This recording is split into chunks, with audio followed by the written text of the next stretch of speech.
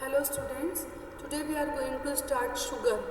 In the 1830s, the indigo planters suffered because of a fall in price and sales and began to invest in the production of sugar for the London market where import duties has been reduced and demand was rising.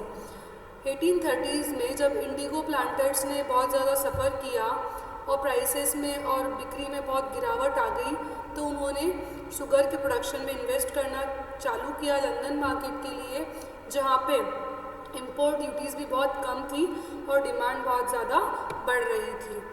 Large areas of land was given to European speculators who began setting up sugar plantations in eastern UP. जो large area था ज़मीन का वो European speculators के through, speculator बोले तो सट्टा लगाते हैं वो, तो यूरोपियन स्पेकुलेटर्स के थ्रू उनको दे दिया गया था जो कि शुगर के प्लांटेशंस को ईस्टर्न यूपी में सेट कर रहे थे. The local peasants had long produced good for local consumption and sell to other parts of India, but they were now forced to produce a thickened sugarcane juice called roots for delivery to the planters who processed into sugars. लेकिन अब local peasants जो थे वो एक अच्छा खासा production कर रहे थे गुड़ का, जहाँ पे वो लोकली तो उसको कंज्यूम कर रहे थे और इंडिया के दूसरे पार्ट्स में भी सेल कर रहे थे. लेकिन अब उनको फोर्स किया गया कि वो शुगर केन का जो थिकन पार्ट है उसका जूस निकाले, जिसको हम बोलते हैं रूट्स, ठीक है, जिससे कि वो उन लोगों को शुगर सप्लाई, वो प्लांटर्स को डिलीवर करे जिससे कि वो शुगर उसको बना सके, शुगर बना सके. The peasants were then force to deliver the crops to the factory at low fixed price. उसके बाद जो पीजेंट्स थे, जो किसान थे उनको फोर्स किया गया कि वो ये जो शुगर की खेती है वो इसको फैक्ट्री में बहुत कम प्राइसेस में डिलीवर करें. Impoverishment of the peasantry. During British rule most peasants survive on very small income. British rule के टाइम पे बहुत सारे किसान थे जो बहुत कम इनकम में सर्वाइव कर रहे थे. कंपनी रिवेन्यू डिमांड, क्रॉप का फेल्योर हो जाना, सोशल कस्टम्स का महंगा होना जैसे कि शादी, फेस्टिवल्स, ठीक है, तो ये सब उनको फोर्स किया जा रहा था कि या तो वो अपनी ज़मीन बेचे या फिर वो किसी मनी लेंडर से ज़मीन पैसा उधार ले. अब क्या होता था, apart from high tax slabs, agriculture in India was expose to many hazards. अब क्या होता था, हाई टैक्स स्लेव्स थी, टैक्स बहुत ज़्यादा लगता था, तो एग्रीकल्चर था जो इंडिया में वो बहुत ज़्यादा हजार्डस सिचुएशन से एक्सपोज हुआ, जैसे कि ड्रोट हुआ, फ्लड हुआ, जो कि क्रॉप्स को पूरी तरीके से ख़त्म कर देती थी और फार्मर्स को बर्बाद कर देती थी. But with commercialisation of agriculture a new set of danger appears. लेकिन जैसे एग्रीकल्चर का कॉमर्शलाइजेशन हुआ एक नया खतरा सामने आया. अगर प्रोडक्शन या क्रॉप फेल्योर होता है या प्रोडक्शन में कोई भी कमी आती है तो किसानों को कम प्रॉफिट दिया जाएगा.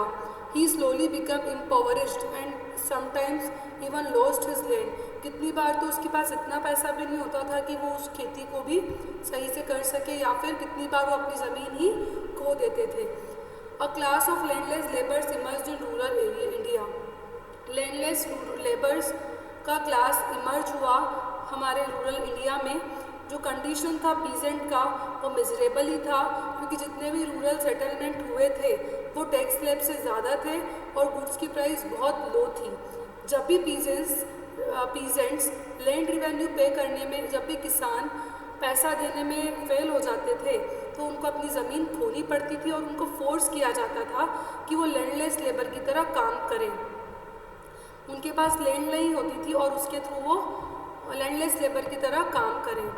If any labour land saving the peasants fell back upon the money lender who exploited him further in time of crisis. अगर कोई लेबर फिर भी सेविंग कर लेता था तो जो किसान रहते थे उनके ऊपर वापस मनी लेंडर आ जाते थे जो उनको एक्सप्लॉइट कर लेते थे. Commercialisation of agriculture impoverish the peasants at one hand while the country and its official reaped immense benefits. Commercialisation of agriculture से थे हमारे किसान, एक हाथ पे उनका एक्सप्लॉइटेशन हो रहा था, लेकिन कहीं ना कहीं हमारी कंट्री और कंट्री के ऑफिशियल्स बेनिफिट पा रहे थे। The commercial crops cultivated in India primarily met the requirement of British industry. जो भी क्रॉप इंडिया में कल्टिवेट होती थी वो ब्रिटिश इंडस्ट्रीज़ में सबसे पहले उनकी ज़रूरतों को पूरी करने के लिए भेजी जाती थी। जो ब्रिटिश इंडस्ट्री थी वो इंडियन इंडस्ट्री के कोस्ट से ही प्रॉस्पर हो रही थी, वो समृद्ध इसीलिए हो रही थी क्योंकि इंडियन इंडस्ट्री का कोस्ट काट रहे थे हम। जो बेनिफिट था कॉमर्शलाइजेशन ऑफ एग्रीकल्चर का वो इंडियन फार्मर्स तक नहीं पहुंच पा रहा था। ठीक है, so this much is enough.